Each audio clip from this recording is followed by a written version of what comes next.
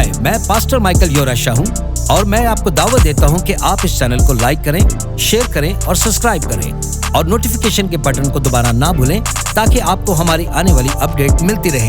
खुदावंद आपको बरकत दे। चलें कलाम की तरफ बढ़ते हैं। तो आज का सवाल ये है जो काबिल गौर भी है। तमाम मसीही लोग इस बात पर खड़े हैं, क्या वाकई ही मसीह यीशु की कब्र खाली है? पौलुस रसूल फरमाते हैं कि अगर कब्र खाली नहीं तो हमारा ईमान बेकार है, हमारी तबलीग बेकार है। एक मौलवी ने कहा कि अगर मसीहत में मसीह यीशु का उठना ना होता तो ये ईमान एकदम से खाली होता और बेईमानी होता। तो आइए हम मत्ती में से 27 बाब का मुताला करते हैं। तो 27 बाब की आयत नंबर 62 से पढ़ना शुरू करेंगे। दूसरे दिन जो तैयारी के बाद दिन था, सरदार कानून और फरीसियों ने पिलातुस के पास जमा होकर कहा, खुदावंद हमें याद है कि उस धोखेबाज ने जीते जी कहा था मैं 3 दिन के बाद जी उठूंगा। बस हुक्म दे कि तीसरे दिन तक कब्र की निगहबानी की जाए, कहीं ऐसा ना हो कि उसके शागिर्द आकर उसे चुरा ले जाएं और लोगों से कह दें कि वो मुर्दों में से जी उठा है। और ये पिछला धोखा पहले से भी बुरा हो। आप देखते हैं कि मसीह यीशु के कब्र में जाने के बाद भी फकी फरीसी और सरदार काहन नहायत खौफजदा और फिक्रमंद थे। अगली आयत पढ़ते हैं। अगली आयत, पिलातुस ने उनसे कहा, तुम्हारे पास पहरे वाले हैं, जाओ जहां तक तुमसे हो सके उसकी निगहबानी करो। बस वो पहरे वालों को साथ लेकर गए और पत्थर पर मोहर करके कब्र की निगहबानी की। आमीन। आपने सुना कि वो कैसे गए और उन्होंने पत्थर पर मोहर लगाकर कब्र को महफूज बनाया और पहरेदार तैनात कर दिए। चलें इस बात पर ध्यान देते हैं। मोहर उन्होंने कब्र पर लगाई थी, वो तस्दीक की अलामत थी। कब्र पर कब्जा कर लिया था। रोमन की ताकत और अख्तियार के बारे में यह है कि अगर उनकी मोहर को कोई तोड़ने की कोशिश करता है तो उसे खौफनाक नताइज का सामना करना होता है। बात उन्होंने आम कर दी थी। आप में से कितने हैं जो जानते हैं कि कोई भी रोमन्स के खिलाफ नहीं जाता था? मेरा आपसे एक सवाल है, उसके पैरोकारों में से ऐसा कौन होगा जो मसीह की लाश को चोरी करना चाहता है? किस बात की उम्मीद से वो यीशु की लाश को चोरी करना चाहेंगे जबकि वो जानते हैं कि यीशु मर गया है? वो लाश क्यों चोरी करेंगे? पूरी तरह से टूट गए थे, सहीफे पढ़कर शिकस्ता थे और परेशान थे। हालात के मुताबिक वो चोरी करने के लिए अपनी जान को खतरे में भला क्यों डालेंगे? एक आदमी की लाश है और वहां पर बहुत सारे पहरेदार हैं, कोई एक नहीं बल्कि 16 पहरेदार हैं जो कि रोमी पहरेदार हैं। ये 16 पहरेदार बहुत ही सख्त कानून के मुताबिक चलते थे। हर पहरेदार तकरीबन 6 फीट का था और 6 फीट के हिस्से की पहरेदारी उसके हिस्से में थी। दौरान पहरेदारी वो एक दूसरे से बात नहीं कर सकते थे और ना ही कोई और काम कर सकते थे। और मैं यहाँ पर आपको एक ऐसी जगह का हवाला देना चाहता हूं, जैसा कि आप जानते हैं कि बर्तानिया, उसके पहरेदार ऐसे होते हैं कि अपनी आंख भी नहीं झपकते। आज के दौर में इतना सख्त पहरा अगर हो सकता है तो आप अंदाजा लगाएं कि उस जमाने में रोमी के पहरा कितना ज्यादा सख्त हुआ करता था। शायद आपको इस बात का अंदाजा ना हो कि जो पहरेदार यीशु की कब्र पर खड़े किए गए थे वो बहुत ज्यादा माहिर और बहुत ज्यादा चुने हुए और सबसे बेहतरीन और सबसे ज्यादा ताकतवर थे। वो जानते थे कि उनके जुम्मे किसी आम आदमी की लाश नहीं बल्कि यीशु की है। अगर एक गार्ड मेंबर सो गया तो उनमें से एक को मारा पीटा गया। यहां और मैं जानता हूं कि अगर आप में से भी कोई सो गया है, जैसे सिस्टर अलीजा, आप सो नहीं रही, तो मुझे परवाह नहीं कि आप कितनी थकी हैं या नहीं। ओके बहन, जानता हूं कि ज्यादातर लोगों को कलाम सुनते वक्त काफी खुमारी होती है और उन्हें नींद आती है।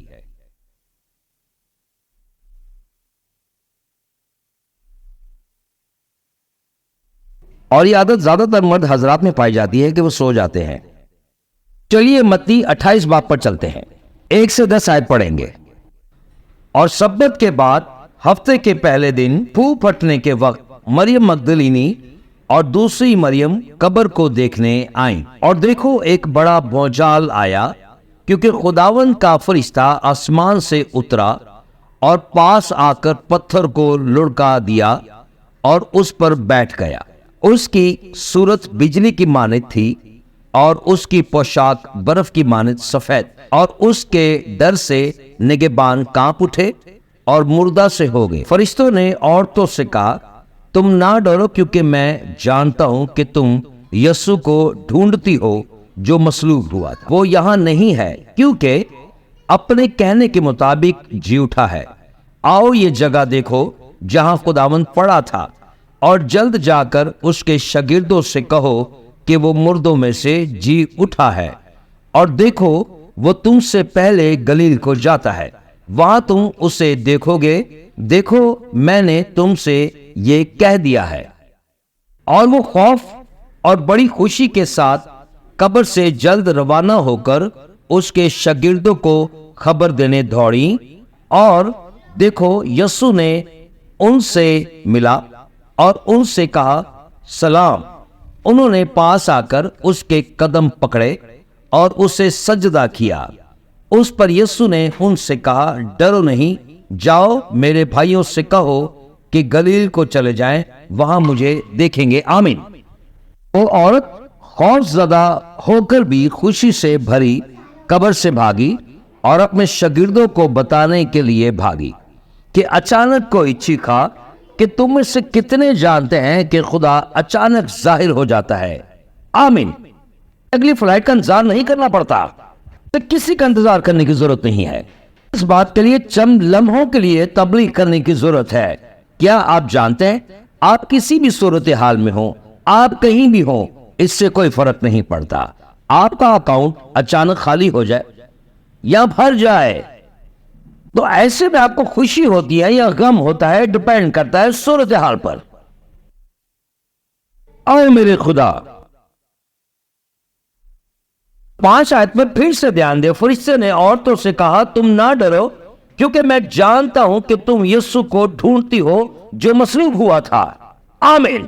اب اچانک سے ہماری زندگی میں بہت کچھ ہو جاتا ہے اور اس سے ہمیں کوئی فرق نہیں پڑتا۔ اچانک ایک ڈاکٹر کی رپورٹ آ جاتی ہے اور اچانک ہمیں اس سے کوئی فرق نہیں پڑنا چاہیے۔ ہم خدا کی خدمت کرتے ہیں، اچانک وہ میرے سامنے آ گیا۔ خدا نے اچانک ان سے ملاقات کی اور کہا وہ اسی کے پاس آئے، اس کے پاؤں پکڑے، اور ہم صرف خدا کی عبادت کرتے ہیں۔ تو چلیں، میں یہاں کیا کہہ رہا ہوں، ہم کسی اور کی عبادت نہیں کرتے، اور یہ بات کرنا بہت ہی بیکار ہوگا کہ مسیح یسوع نے کبھی خدا ہونے کا دعویٰ نہیں کیا۔ ایسا کہنا بند کر دیں۔ اگر وہ خدا نہ ہوتا تو وہ ان سے کہہ دیتا، تو یوں نہ للکارتے، ہوسینا ہوسینا ہوسینا۔ آمین۔ مکاشفہ کی پوری کتاب میں خدا کے میمنے کی پرستش کر رہے ہیں، یہاں تک کہ فرشتے بھی۔ پریز گاڈ۔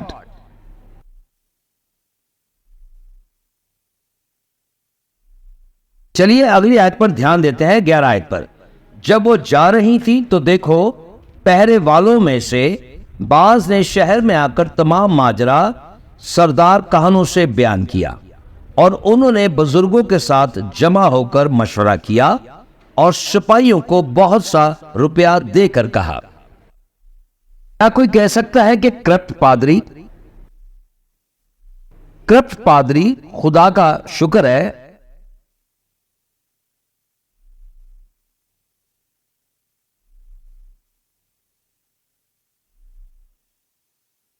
ہمارے پاس کوئی کرپٹ پادری نہیں ہے، آج اور یہاں پیسہ شامل ہے۔ یہ دیکھو کیا بات ہے، حیرت ہے، یہاں انہوں نے سپاہیوں کو چرچ لے جانے کے لیے بڑی رقم دی۔ کس کو پیش کرنا اور خریدنا؟ ان کو یہ بتانا کہ آپ صحیح کہہ رہے ہیں کہ وہ شاگرد آئے اور ایسے چوری کر کے لے گئے جب ہم سو رہے تھے۔ تو یہاں غلط معلومات کی مہم کا آغاز ہے۔ ہر ایک کے پاس اپنی بات کرنے کے پوائنٹس ہیں. یہ فیس بک پر ہے. تمام ٹویٹر پر MSNBC کی بریکنگ نیوز میں یسوع کی لاش چوری ہو گئی. سنیں، جھوٹ کے بعد جھوٹ، بعد میں جھوٹ، بات کے بعد جھوٹ. ایسے میں حالات بہت زیادہ کشیدہ تھے. آپ جانتے ہیں کہ سپاہی ڈیوٹی کے درمیان سو نہیں سکتے، آنکھیں نہیں چپک سکتے. اتنے سخت حالات میں وہ اپنی ڈیوٹی دیتے ہیں. تو آئیے آگے پڑھتے ہیں. انہوں نے بزرگوں کے ساتھ جمع ہو کر مشورہ کیا اور سپاہیوں کو بہت سا روپیہ دے کر کہا، یہ کہہ دینا کہ رات کو جب ہم سو رہے تھے اس کے شاگرد آ کر اسے چرا لے گئے، اور اگر یہ بات حاکم کے کان تک پہنچی تو ہم اسے سمجھا کر تم کو خطرے سے بچا لیں گے. کہ وہ جانتے تھے کہ موت ان کے حصے میں ہے. سپاہیوں نے نقدی لے لی اور جیسا کہ انہیں کہا گیا تھا وہ کیا. اور یہ کہانی آج تک یہودیوں میں بڑے پیمانے پر پھیلی ہوئی ہے، جو 85 کے اشتہارات میں ہے. جب میتھیو میں لکھا گیا تھا، چنانچہ 85 کے اشتہارات میں وہ ابھی تک مسیح کی لاش کو پکڑتے ہوئے تھے. یہاں چوری کا قصہ ہے. ہم 2021 میں ہیں. برسوں بعد بھی بہت سے لوگ ایسا کہتے ہیں کہ مسیح یسوع کی لاش چوری ہو گئی تھی. ایسے میں پہلگار یہ سوچ رہے تھے کہ ہمارے لیے یہ سزائے موت کی طرح ہے. ان کے پاس کوئی دوسرا راستہ نہیں تھا. اگر وہ یہ کہتے ہیں کہ ہم دوران نوکری پر سو رہے تھے یا ہماری آنکھ لگ گئی تو اس کی سزا موت ہے، رومنز کی شریعت کے مطابق یا ان کے قانون کے مطابق. دوسری طرف مسیح یسوع محفوظ قبر سے کیسے بچ گئے؟ تو ان کا نتیجہ یہ ہے کہ چلیں جھوٹ بولیں، پیسے لے لیں، کہ ہم اپنا امکانات اس لیے بہانے فریب کے ابتدائی مسالوں میں سے ایک اور غلط معلومات کی پیدائش اور قیامت کے بارے میں غلط معلومات کا واقعہ یہی ہے، مقررہ تھا. اب مجھے یقین ہے کہ پروپیگنڈا میڈیا نے اس کہانی کو پکڑ لیا ہے. کوئی اس بارے میں بات کر رہا تھا اور سچائی کو چھپانے کی کوشش کر رہا تھا. کچھ ایسے بھی ہیں جو آج تک اس بات کی تصدیق کر رہے ہیں اور ان کا کہنا ہے کہ ہمارے پاس 50 سے ایسے زائد دستاویزات ہیں جس میں یہ بات تشویشناک ہے.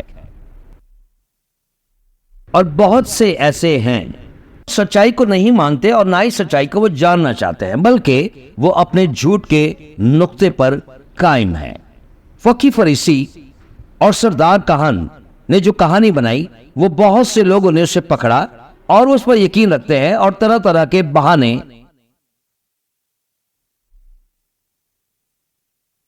بنا کر ہمارے ایمانوں کو کمزور کرتے ہیں. اور کلام مقدس کا ایک بہت بڑا اہم اصول ہے اور یہی اس کی خوبصورتی ہے کہ آپ نے سچائی کو ڈھونڈنا ہے، جاننا ہے اور ایمان رکھنا ہے. سچائی ہی آپ کی زندگی ہے، سچائی ہی آپ کا مذہب ہے،